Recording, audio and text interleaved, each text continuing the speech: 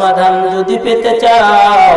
সব পথে গিয়ে ভুলে কোরআন দেখো খুলে সমাধান যদি নিতে চাও কোরআনেই খুঁজে পাবে সংসার নীতি আর কি হবে রাষ্ট্রের নীতি ঠিক না কোরআনেই খুঁজে পাবে সংসার নীতি আর কি হবে রাষ্ট্রের নীতি কোরআনের আইন চললে দেশে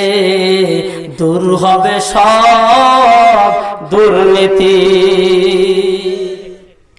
এ মুসলমান ভাইরা আমার বাংলাদেশের মানুষ যে অবস্থার মধ্যে আছে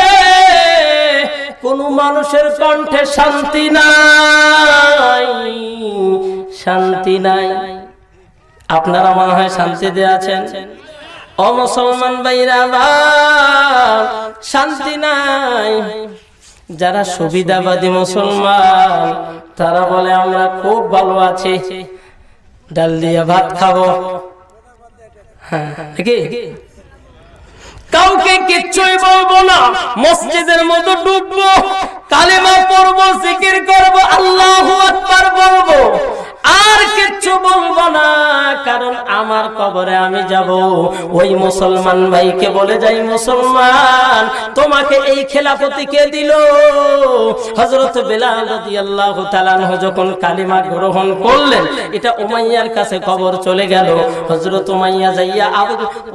উমাইয়া যাইয়া তখন কি করলেন আবু জেহেলের কাছে খবর পাঠিয়ে দিলেন আবু জেহেল ঈশা ভাই কি খবর তুমি নাকি মুহাম্মাদের কালিমা গ্রহণ করেছো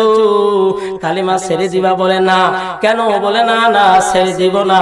কেন বলে ছেড়ে যদি না দাও আগামী কাল থেকে তোমার উপরে জুলুম শুরু হবে আপনারা ইতিহাস সবাই জানেন ফাজাইল আমালের মধ্যে সুন্দর করে লেখা আছে হযরত বিলাল রাদিয়াল্লাহু তাআলা আনহুর জীবনী লেখা আছে হযরত বিলাল রাদিয়াল্লাহু তাআলা আনহু তখন বলল ছাড়বানা বলে না পরের দিন সকালবেলা জুতার একটা মালা হযরত বিলাল রাদিয়াল্লাহু তাআলা আনহুর গলার মধ্যে পরায়া দিল বেলালকে ওই শিশু বাচ্চাদের সামনে এরকম পিছনে শিশু বাচ্চারা মিছিল দেয় বেলালকে জুতার মালা পরাইয়া একটা দড়ি লাগায় আগে আগে গরু ছাগলের মতো টেনে নিয়ে যায় আর ইহুদি খ্রিস্টানেরা আনন্দ উল্লাস করে কিন্তু মুসলমানেরা কান্না করে আজকের বর্তমান সময়ের মুসলমান অন্য মুসলমান যদি বিপদে পড়ে গলায় দড়ি লাগাইয়া টানাটানি করে মুসলমানেরা যায় কবে বাহ ফাইন তো খুব ভালো নাকি বলেন